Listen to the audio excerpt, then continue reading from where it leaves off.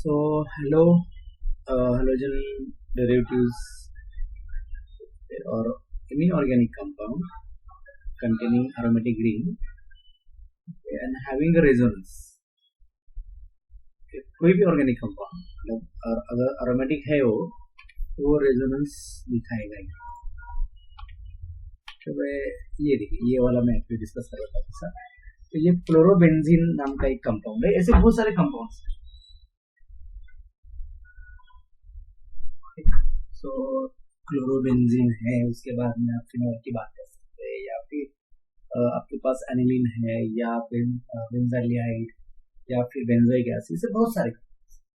तो हर कंपाउंड का अपना अपना एक तरीका है रेजोनेंस क्रिएट करने का। तो अभी उसको हम दो कैटेगरी में उसको डिवाइड कर सकते हैं। वन कैटेगरी जो होती है वो इलेक्ट्रॉन डोनेटिंग, और जो दूसरा है that is called as electron withdrawing. ठीक है, तो हम अभी जो बात आपके सामने जो कंपाउंड है ना बेटा, that is electron.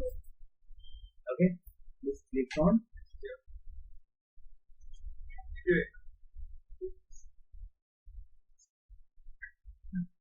Electron donating है। ये इलेक्ट्रॉन डोनेटिंग क्यों है? क्योंकि उसके पास इलेक्ट्रॉन है देने की।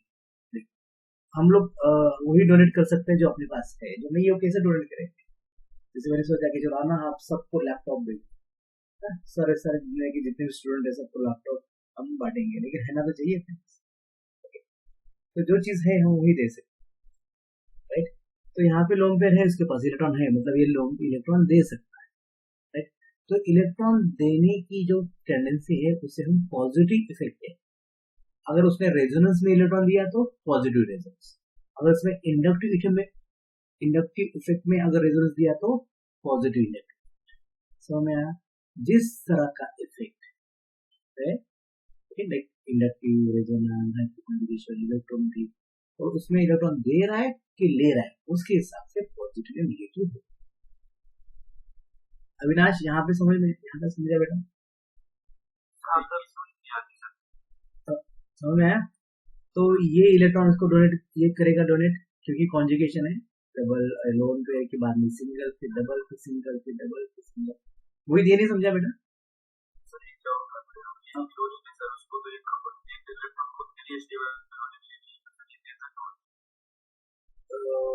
डाउट ये है कि इसके पास 3 लोन पेयर है।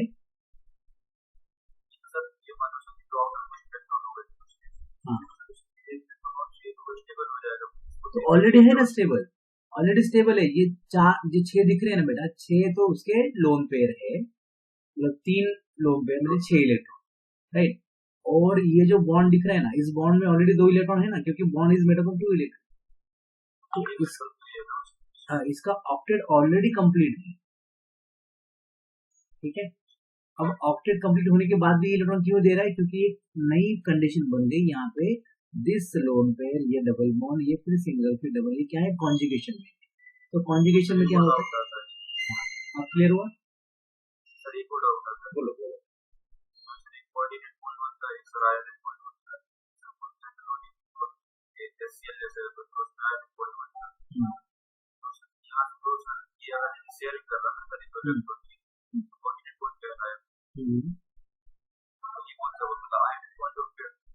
नहीं देखो, ये तो बात तय है कि ये जब बॉन्ड करेगा लोन पे, या तो हम उसको कोऑर्डिनेट बॉन्ड बोल सकते हैं, या तो उसको कोवेलेंट बॉन्ड बोल सकते हैं, ठीक है। अगर उसको कोऑर्डिनेट भी बोलते हैं तो कोई दिक्कत नहीं है। क्यों? क्योंकि कोऑर्डिनेट बॉन्ड और कोवेलेंट बॉन्ड के कैरेक्टर में कुछ भी फर्क नहीं, बस फर्क इतना ही है कि फॉर्मेशन कैसे होता है। जब 2 एलिमेंट आपस में बॉन्ड करे बाय शेयरिंग वन इलेक्ट्रॉन तो उसे कोवेलेंट बॉन्ड, लेकिन दोनों इलेक्ट्रॉन अगर एक ही एलिमेंट है तो उसे कोऑर्डिनेट कहते हैं। बट उसके बॉन्ड पैरेंटल्स में, उसके बॉन्ड स्ट्रेंथ में कुछ भी फर्क नहीं होता, ठीक है। तो इसलिए इस एक क्वेश्चन जो है ये आपका आई थिंक कि सॉल्व हो गया कि ये क्या फर्क है, कुछ फर्क। और आयनिक का जो आप बोल रहे हैं, आयनिक का क्या होगा कि ये सिंगल बॉन्ड के अक्रॉस होता है। तो compare to carbon, chlorine electronegative है, तो ये सिंगल बॉन्ड के इलेक्ट्रॉन को खींचे, तो इसीलिए हम इसको कहते हैं नेगेटिव आई इफेक्ट। ये दोनों करता है, एक हाथ से देता है, दूसरे हाथ से लेता है, ठीक है। तो ये रिंग डीएक्टिवेट करता है, और साथ साथ में ये लोन पेयर देने की वजह से यहाँ पे अर्थो पैरा पे नेगेटिव चार्ज बनता है। तो एक हाथ से इलेक्ट्रॉन दे रहा है, दूसरे हाथ से इलेक्ट्रॉन ले रहा है। इसलिए मैंने कहा था इसके बारे में कि क्लोरीन जो ग्रुप है वो ऑर्थो पैरा डायरेक्टिंग होने के साथ साथ रिंग डीएक्टिविटी है। ओके, इलेक्ट्रॉन दे भी रहा है, ले भी रहा है, समझ में आई बात। लेकिन इलेक्ट्रॉन कौन सा दे रहा है? रेजोनेंस के लिए दे रहा है और इंडक्टिव इफेक्ट का ले रहा है। Make sense? तो आयनिक बॉन्ड कैरेक्टर उसमें होगा लेकिन काफी कम होगा, क्योंकि दे इलेक्ट्रॉन देना और लेना वो नलीफाई हो जाएगा ऑलमोस्ट। ठीक है, तो इस तरह से इसने लोन पे इसको दिए तो एक बॉन्ड आगे जाएगा, क्योंकि एक कार्बन को कभी भी 5 बॉन्ड नहीं हो सकते, तो ऑलरेडी 1 2 3 4 है, नया बॉन्ड बनेगा तो एक बॉन्ड टूटेगा। ठीक, तो electron become bond and bond become electron. देखो यहाँ पे बॉन्ड बना, यहाँ पे इलेक्ट्रॉन, फिर electron become bond and bond become electron. देखो यहाँ पे नया बॉन्ड बना इस पोजीशन पे और यहाँ पे नेगेटिव, फिर electron become bond and bond become electron. देखो फिर electron become bond and bond become electron. इस तरह से रेजोनेंस कंप्लीट होता है। ओके, तो आपको क्या दिखा बेटा? आपको ऑब्जर्वेशन क्या दिख रहा है कि अर्थो पे, फिर पैरा पे और फिर अर्थो पे नेगेटिव चार्ज है।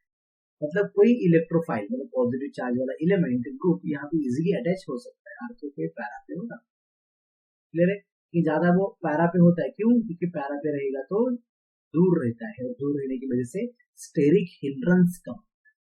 तो all those compound are stable which having a less steric hindrance, मतलब जिसमें कोई भी टकराव ना हो, कोई रश ना हो, कोई भीड़ भाड़ ना हो, वो एरिया ज्यादा स्टेबल लगता है। तो इसीलिए हमें समझ में आया कि क्लोरोबेंजीन जैसे compound shows ortho para directing effect but they R ring reactivity. और मैं यहाँ पे एक स्टेटमेंट बोल सकता हूँ कि chlorobenzene is less reactive compared to benzene. क्यों? क्योंकि बेंजीन में कोई ग्रुप ऐसा ही नहीं, ना तो एक्टिवेट ना तो डीएक्टिवेट, कुछ भी नॉर्मल है अपना, लेकिन इसमें डीएक्टिवेट कर रहा है। क्लोरीन डीएक्टिवेट कर रहा है मतलब क्लोरीन की रिएक्टिविटी कम हो रही है। ओके, ये सेंटेंस लिखो, क्या लिखोगे? Chlorobenzene, in chlorobenzene chlorine is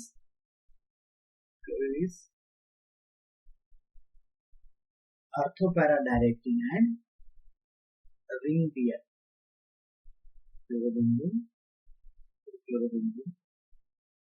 chlorine is orthopara directing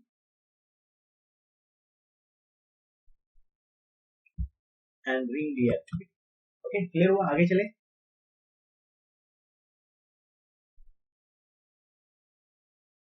आगे चले। देखो फिर एग्जांपल के तौर पे ये क्लोरिनेशन कर, अब क्लोरिनेशन में ये Cl2 जो है ना, इसमें से एक Cl प्लस होता है, एक Cl माइनस होता है। ठीक, ऐसा क्यों होगा? क्योंकि हम यहाँ पे कैटलिस्ट यूज करेंगे, लाइक लेविस एसिड, कौन सा भी लेविस एसिड, AlCl3 AlBr3, इस तरह से कोई भी एक लेविस एसिड लेंगे तो ये क्या करेगा, इस एक क्लोरीन माइनस को ले लेगा तो Cl प्लस बचेगा। Cl plus will now can replace at ortho और एज वेल एज पैरा।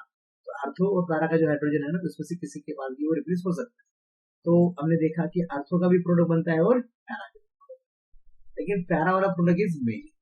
ये ध्यान रखना, पैरा वाला प्रोडक्ट मेजर है, क्यों? क्योंकि स्टेरिक इन्फ्लुएंस यहाँ पे। I hope make sense. ठीक है, क्लियर हुआ कि नहीं? ये प्रेजेंटेशन मैं आपको भेजूंगा, रिकॉर्डिंग भी आपको ग्रुप में मिल जाएगी। नेक्स्ट, सैंडमेयर रिएक्शन में भी सैंडमेयर रिएक्शन अलग है, तो उसको हम अभी डिस्कस नहीं करेंगे, इसको पूरा सेपरेट डिस्कस करना पड़ेगा, क्योंकि ये एक्सपेरिमेंट मैकेनिज्म कैसे होता है, क्या और कोई रिएक्शंस।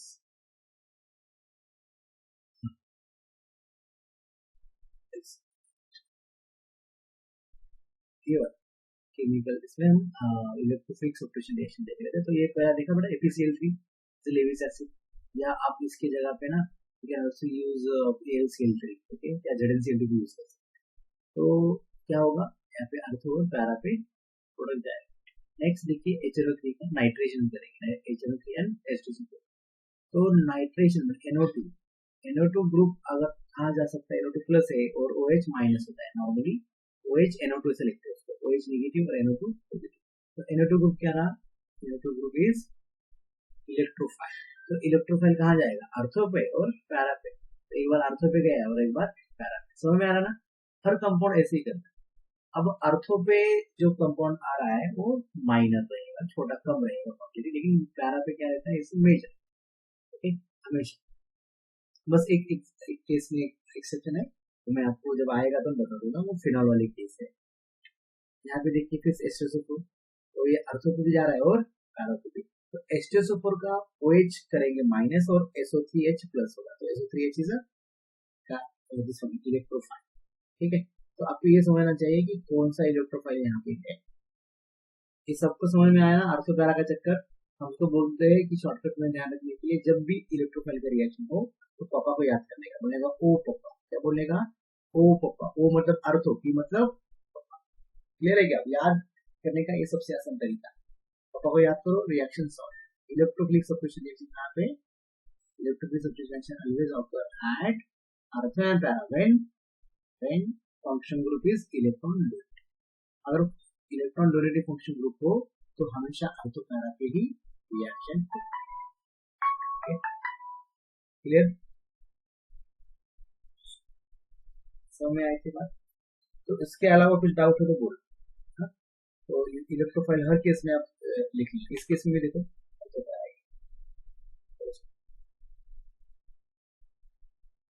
हाँ जाएगा, थोड़ा टाइम जरा पोस्ट करो।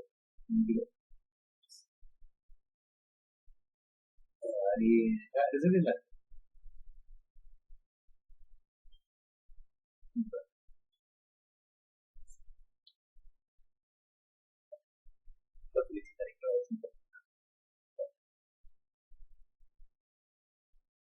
सो अर्थो पैरा, यहाँ पे भी देखो अर्थो पैरा, तो क्या बोलेगा? ओ पप्पा। क्या बोलेगा? ओ पप्पा का नाम लो, बस बात। ये भी दे ओ पप्पा, इधर ओ, हर बार ऐसा ही है। ये देखिए फिडेक्राफ्ट अल्काइलेशन, फिडेक्राफ्ट असाइलेशन, इसमें भी क्या होगा? जो इलेक्ट्रोफाइल है CH3, ओके, कहाँ जाएगा? इट विल गो टू अर्थो और पैरा पोजीशन। क्लियर? हाँ, क्या कुछ तो बोलो। यस, आसान है ना? क्यों नहीं जा सकता था वो? हाँ, और थेरेपी क्यों जाते हैं? मेटा पे क्यों नहीं जा सकता? क्योंकि देखो ये इसका चार्ज कौन सा है? देखिए CH3Cl अगर करें तो CH3 का चार्ज प्लस है और Cl का माइनस।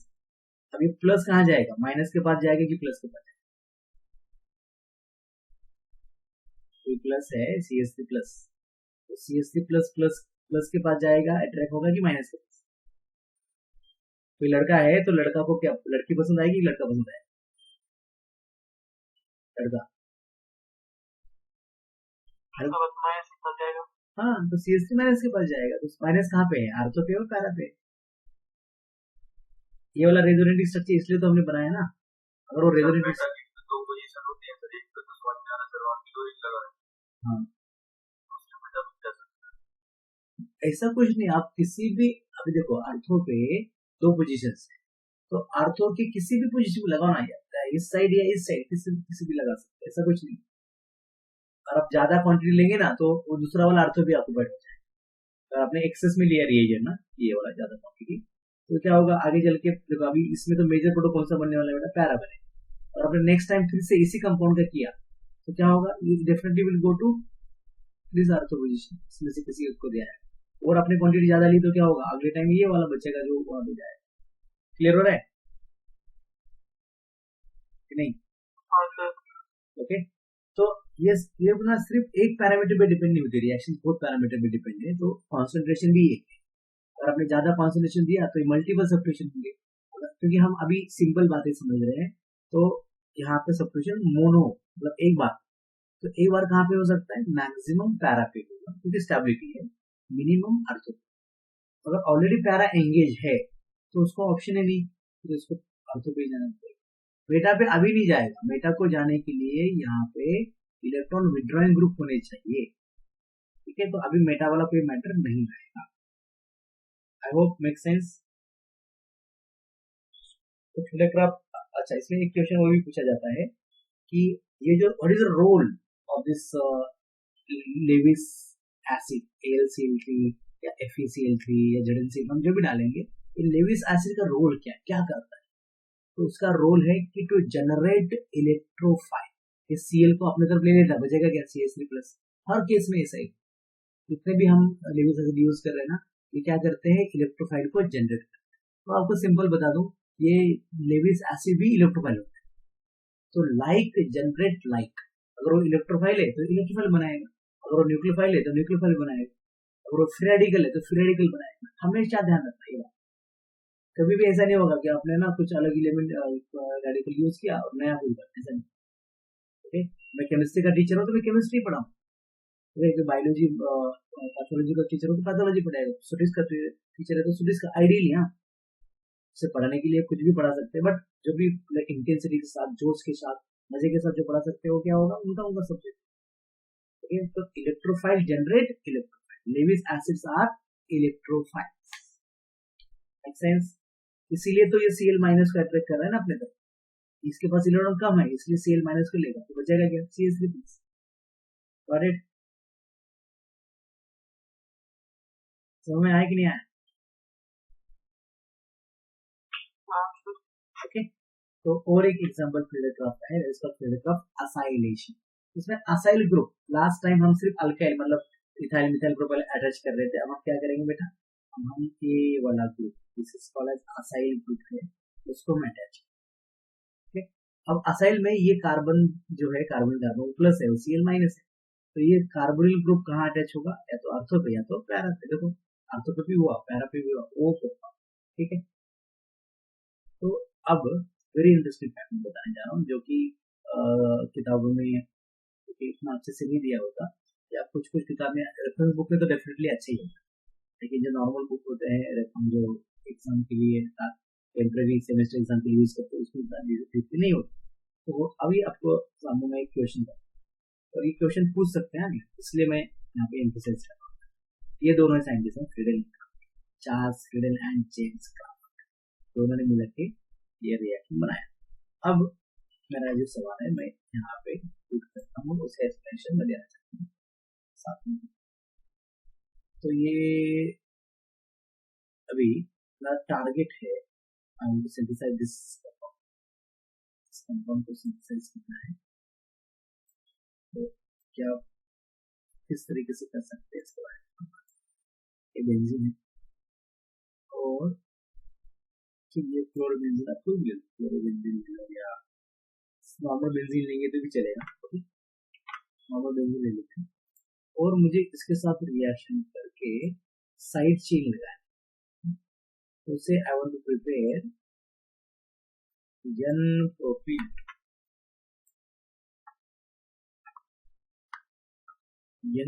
बेंजीन। यहाँ पे N propyl बेंजीन,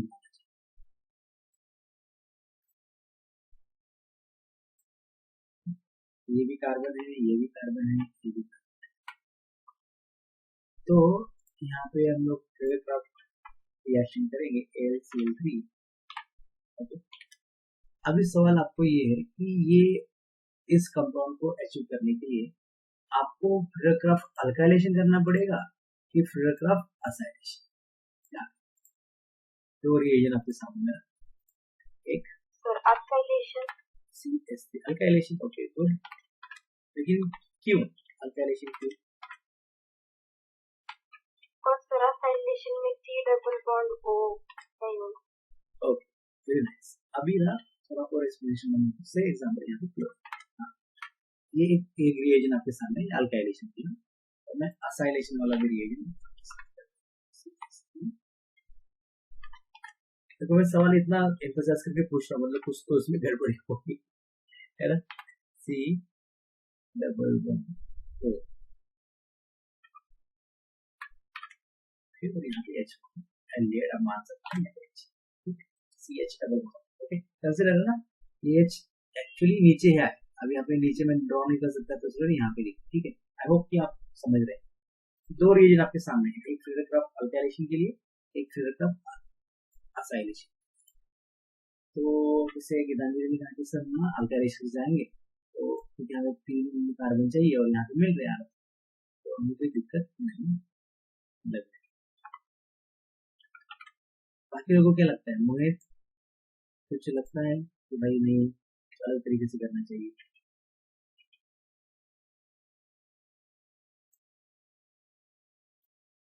क्या होता है, हम एक दो एग्जांपल लेते हैं ना, तो उसमें आपको वैरायटी समझ नहीं आती। और अभी मैं दोनों रिएक्शन करके भी बताऊंगा कि अगर हमने कैलकुलेशन किया तो क्या होगा।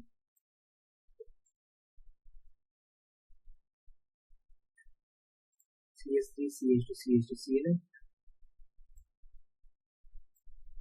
तो यहाँ पे CH3 CH2 C double bond को HA है। अच्छा यहाँ पे H नहीं होना चाहिए, क्लोरीन।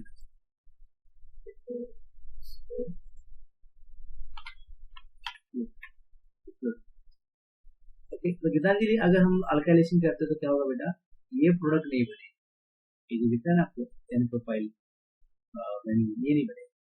बनेगा कौन सा प्रोडक्ट, आपको बता दूं, दोनों का रिएक्शन करने के बाद आपको मिलेगा फ्यूमीन। फ्यूमीन का नाम सुना है, फ्यूमीन नाम का कोई एक कंपाउंड है, ठीक है, ये बनेगा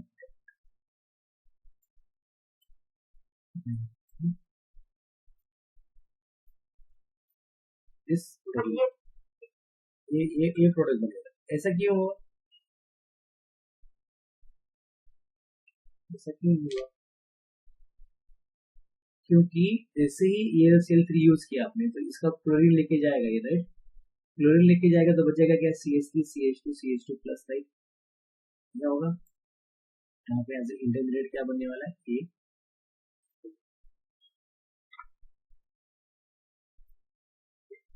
और ये बीच वाले ये जो कार्बन है पहले वाले कार्बन का क्लोरीन हट गया तो Cl माइनस चला गया, बचेगा क्या,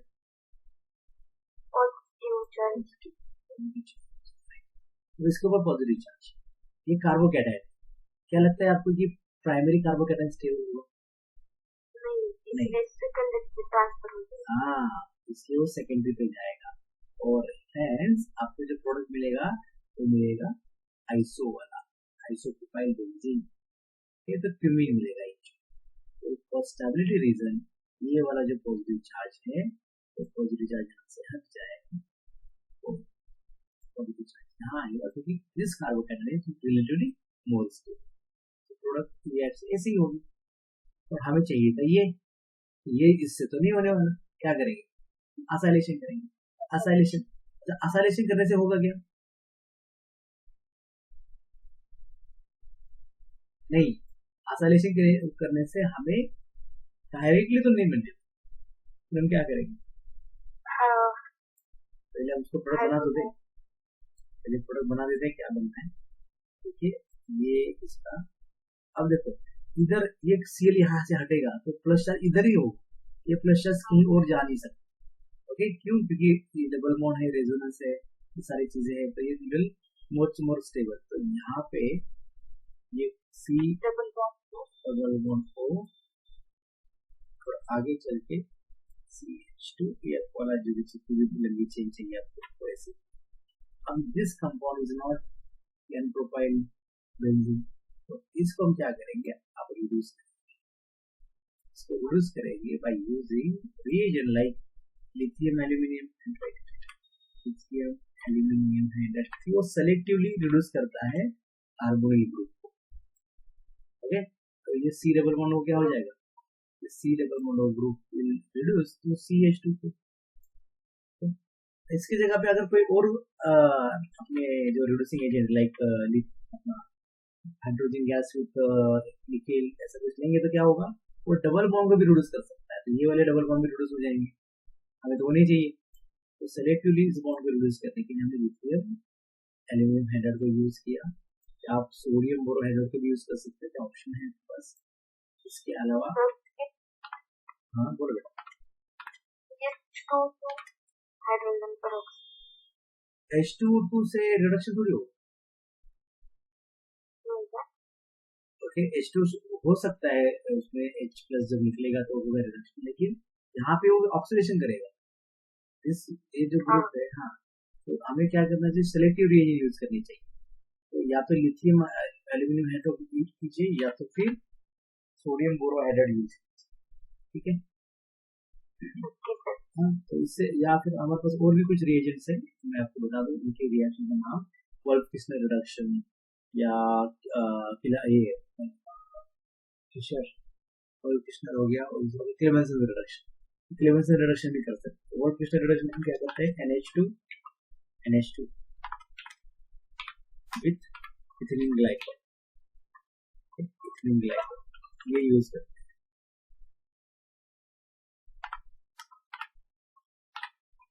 ये एक रिएजेंट ये भी पॉसिबल है, इसका नाम वोल्फ-किस्लर रिडक्शन। और हम क्लेमेंसन रिडक्शन भी कर सकते हैं, इसमें जिंक मोलिबॉन ZnHg इन्वॉल्व,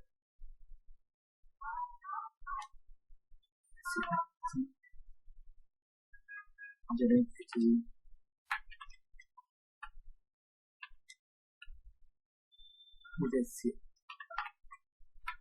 ऐसा। तो ये अलग अलग रिएजेंट्स है, तो इसमें से कोई भी आप रिएजेंट यूज करेंगे तो C-1 cannot into CH, तो आपका टारगेट पूरा हो जाएगा। There are plenty of options, make sense. तो ये मुझे बताना था, क्योंकि सिर्फ आपको एक रिएक्शन याद करके नहीं होता, उसके पीछे का कहानी, उसके पीछे का जो भी हम लोग जो क्या बोलते हैं उसको कंफ्यूजन हो सकता है जहाँ पे स्पेशल पॉइंट्स हो, तो ये पॉइंट स्कोर करने के बाद आप एग्जाम में क्वेश्चन इजीली सॉल्व कर सकते हैं, अदरवाइज कंफ्यूजन होगा तो इसी कंफ्यूजन पे ही क्वेश्चन पूछे। ओके, आई होप क्लियर हो गया सबका कंफ्यूजन। आगे चल सकते हैं बेटा, सबको समझ में आया ना?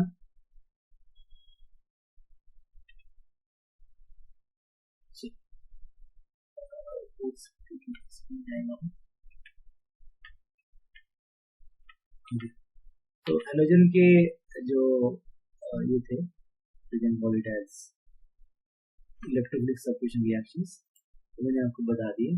अब हम और भी कुछ कंपाउंड्स हैं उनके भी इलेक्ट्रोफिलिक सब्स्टिट्यूशन रिएक्शन देखेंगे, जिसको फिनॉल का इलेक्ट्रोफिलिक सब्स्टिट्यूशन रिएक्शन। ओके, इसके बाद हम एरोमेटिक में बेंजाइल लेयर का भी देखेंगे।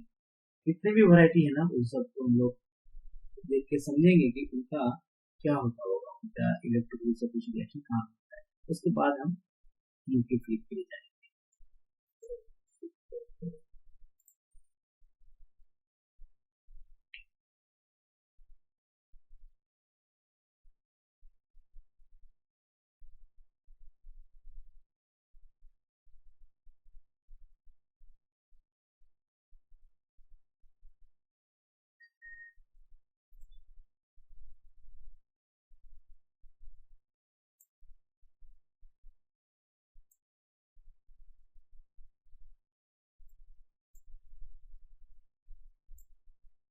ये देखो अल्कोहल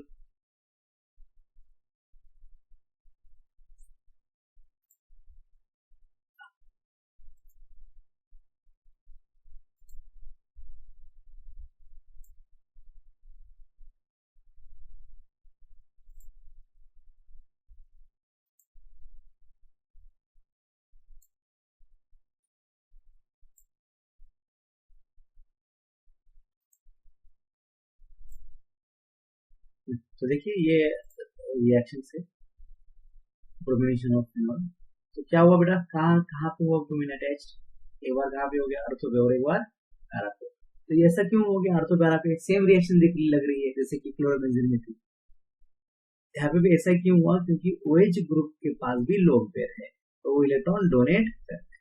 इलेक्ट्रॉन डोनेट करने की वजह से क्या होगा, अर्थो पैरा पे नेगेटिव चार्ज आएगा, अभी जैसे किया था क्लोरीन। समझ में आया ना कि उसको करके दिखाना है, इसका भी रेजोनेंस, फिनॉल का भी रेजोनेंस ऐसा ही होगा, करके बताओ। इतना क्लियर ना, इलेक्ट्रॉन है तो डोनेट करेगा तो अर्थो पैरा पे नेगेटिव चार्ज आएगा, इसलिए अर्थो पे ब्रोमो और पैरा पे ब्रोमो ऐसा हो गया। मेजर प्रोडक्ट कौन सा बेटा, 80% जो है वो पैरा प्रोडक्ट रहेगा और 20%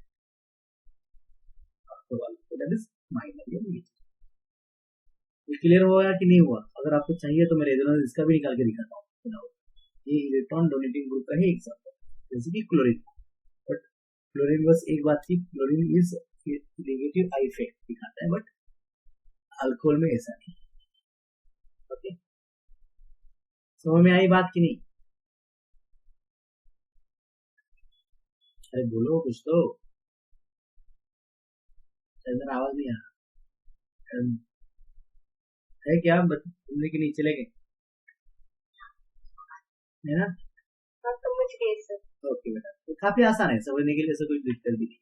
अब देखिए ये काफी इंटरेस्टिंग रिएक्शन, इस रिएक्शन को याद रखने का तरीका भी, मतलब हम लोग पापा को ही याद करते हैं एक्चुअली, तीनों की रिएक्शन मतलब पापा की रिएक्शन। तो पापा, ओ पापा देखो आपको प्यारा तो मिला। मराठी में it's a very beautiful story, लेकिन हिंदी वालों को शायद वो समझ नहीं आएगी। गीतांजलि, आप बेटा हॉस्टल में रहते हो कि घर में रहते हो? हॉस्टल में ना, तो अभी एक एग्जांपल के लिए समझ लो कि ऐसे होता है, क्योंकि जो लड़कियां होती है ज्यादा अटैच होती है अपने पापा से। तो पापा का फोन आया और अपने देखा तो आप बात करते समझ में आया आपको कि उनकी तबीयत उतनी ठीक है, तो at least you will ask something कि पप्पा बरं नाही का, ओ पप्पा, देखो पप्पा बरं नाही का, काम इज कार्बन डाइसल्फाइड, ओ पप्पा। और रिएक्शन कैसे हो रहा है? फिनॉल मतलब पप्पा, बरं नाही का, ओ पप्पा। तो phenol, bromine with carbon disulphide, कहाँ पे रिएक्शन हो रहा है? अर्थ और पैरा। अब पापा को ठीक नहीं लग रहा, तो गीतांजलि कुछ सजेस्ट करोगी कि नहीं? और फार्मासिस्ट कुछ तो बोलोगी, बोलना चाहिए क्या? क्या बोलेगा? पप्पा बर पानी प्या, 2 4 6 ग्लास। ठीक है, 2 4 6 ट्राइब्रोमो फिनॉल।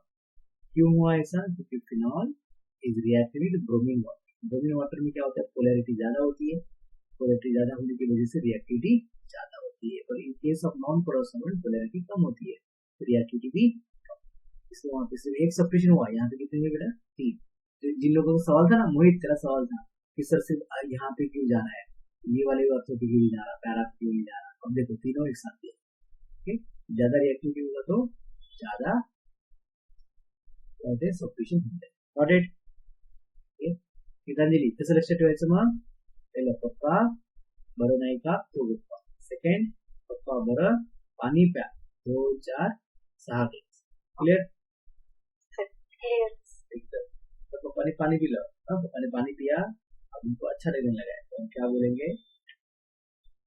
पप्पा डांस कराना होगा। ठीक है, क्या बोलेगा? पप्पा phenol dance, this dilute nitric acid.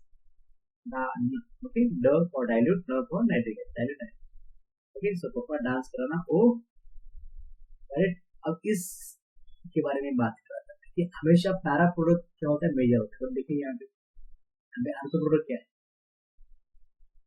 Major. ऐसा क्यों? कुछ तो होगा, हर जगह पे पैरा मेजर हो रहा था, स्टेरिक इंडेक्स अगर कुछ बता दिया सर आपने। इस केस में क्या होता है? इस केस में तो अर्थ मेजर है। तो इसका रीजन है कि ये जो नाइट्रोजन का ऑक्सीजन है और ये हाइड्रोजन, इन दोनों के बीच में होता है हाइड्रोजन बॉन्ड। ओके, वो भी मैंने यहाँ पे प्लॉट किया, आपको वाला दिख रहा है? ये नाइट्रो ग्रुप है, NO2, N यहाँ पे O, यहाँ पे O। इसका ऑक्सीजन और ये हाइड्रोजन के बीच में क्या होगा? Hydrogen bonding. हाइड्रोजन बॉन्डिंग की वजह से ये काफी स्टेबल हो जाएगा, hence this product will form 80%। और जो पैरा वाला है वो 20%। ये बात हमेशा ध्यान रखो, थोड़ा सा एक्सेप्शन है तो हमें इसके ऊपर क्वेश्चन आ सकता है। क्लियर हुआ? Yes sir. बाकी लोग 3 रिएक्शन देखिए। हाँ, देखो अर्थों के और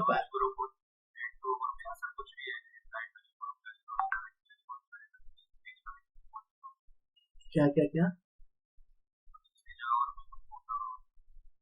हाँ, अगर कोई और कंपाउंड रहा,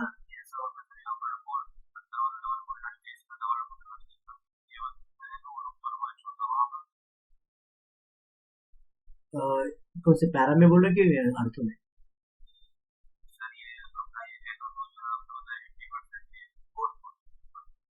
80%। डबल ओ को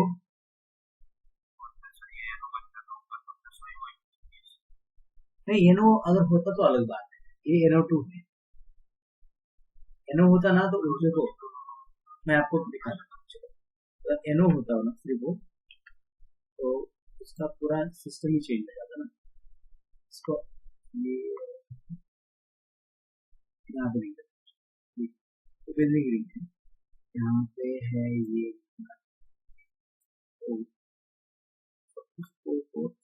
हाइड्रोजन। ओके, यहाँ पे है नाइट्रोजन, और सिर्फ डबल बॉन्ड O होता ना बेटा, तो देखो ये इस तरह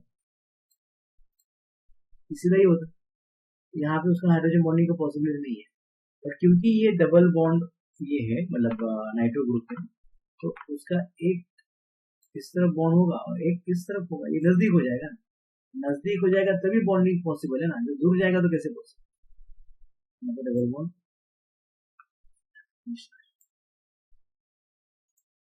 माइनस, इनके बीच में क्या होगा फिर, ये वाला हाइड्रोजन इनके बीच में क्लियर होता है। दिस इज अगर दूर रहेगा तो दूर नहीं होता ही नहीं, तो एक ग्रुप के हिसाब से अगर कोई अलग ग्रुप होगा इसके जगह पे, तो उस ग्रुप में ऑक्सीजन है क्या, नाइट्रोजन का, देखो बिकॉज हाइड्रोजन बॉन्डिंग क्या ओनली डन बाय 3 एलिमेंट, 3 ही ऐसे लोग हैं जो हाइड्रोजन बॉन्डिंग कर सकते हैं, फ्लोरीन, ऑक्सीजन, नाइट्रोजन। इसमें से ऑक्सीजन है तो कर पा रहा है, या तो हाइड्रोजन होता तो करता, या फ्लोरीन। इसके अलावा और कोई एलिमेंट हाइड्रोजन बॉन्डिंग करता ही नहीं। ओके, क्लियर हुआ। तो स्ट्रक्चर को देखो, उसके बाद आपको क्लियरिटी आ जाएगी। क्लियर है नहीं, ये आपका 80% ये आपको बिकॉज ऑफ दिस रीजन यहाँ पे लिखा दिया, तो मेजर प्रोडक्ट। तो नेक्स्ट, अब H2SO4 नाइट्रेशन, 3 रिएक्शन हुए ना गीतांजलि, ध्यान देना क्या हुआ। पहले पप्पा बरं नाही का ओगप, सेकंड पप्पा बरं पानी प्या 2 4 6 ग्लास, थर्ड वन पप्पा डांस कराना ओगप। पापा ने डांस भी कर लिया, इतना अच्छा हमारे सारा बात सुनते हैं, तो हम क्या करेंगे, पापा को नाम देंगे कुछ ना, पापा को पूरी डाडा डैडू वट से, तो पप्पा के मतलब कॉन्सेंट्रेट, पप्पा के नाम 2 4 6, पप्पा के अलग अलग नाम है, पप्पा के नाम 2 4 6। ओके, और 2 4 6 पे क्या लगा, नाइट्रो ग्रुप अटैच्ड हुआ, तो पैरा क्लियर होता है। तो दिस इज फिनॉल के जो रिएक्शंस है, इलेक्ट्रोलिक सब्स्टिट्यूशन रिएक्शंस, और कोई रिएक्शंस H2SO4 का भी है। H2SO4 का भी स्ट्रक्चर OH और SO3H होता है। तो रूम टेम्परेचर में ना, इसमें एक इंटरेस्टिंग बात कि ये H2SO4 will go to para position at low temperature, room temperature, like जैसे कि अपना 30 जो है 25-30 डिग्री सेंटीग्रेड टेम्परेचर था, वहाँ पे ये अर्थ पे जाता है। लेकिन जैसे हीट करेंगे तो क्या होता है, it go to para 100 degree पे करने के बाद what you are getting para as a natural product, क्योंकि पैरा तो ज्यादा स्टेबल होता है और हाई टेम्परेचर पे, इसलिए पैरा प्रोडक्ट बना, वरना लो टेम्परेचर पे कौन सा बनता है बेटा। ओके, तो इस केस में भी हाइड्रोजन बॉन्डिंग का है। ओके, तो ऑक्सीजन की सल्फेट ग्रुप है, सल्फेट में हाइड्रोजन बॉन्डिंग का पॉसिबिलिटी है। ठीक है, दैट इज वन एस्पेक्ट। इधर ज्यादा टेम्परेचर पे क्या करेगा, दूर जाएगा, दूर जाके स्टेबल बनेगा। ठीक, मेक सेंस। तो ये थोड़ा मेंशन करना, जो लो टेम्परेचर पे क्या बनता है बेटा, अर्थो सल्फोनिक एसिड बनेगा, अर्थो हाइड्रोक्लोरिक एसिड या टू हाइड्रोक्लोरिक एसिड। ज्यादा हाई टेम्परेचर पे क्या बनता है, 100 डिग्री पे पैरा हाइड्रोक्लोरिक एसिड।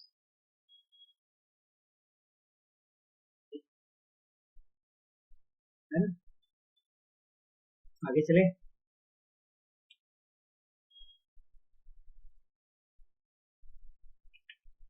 अभी तक हमने जो रिएक्शन देखी ना बेटा, इसमें इलेक्ट्रॉन डोनेटिंग, अब हम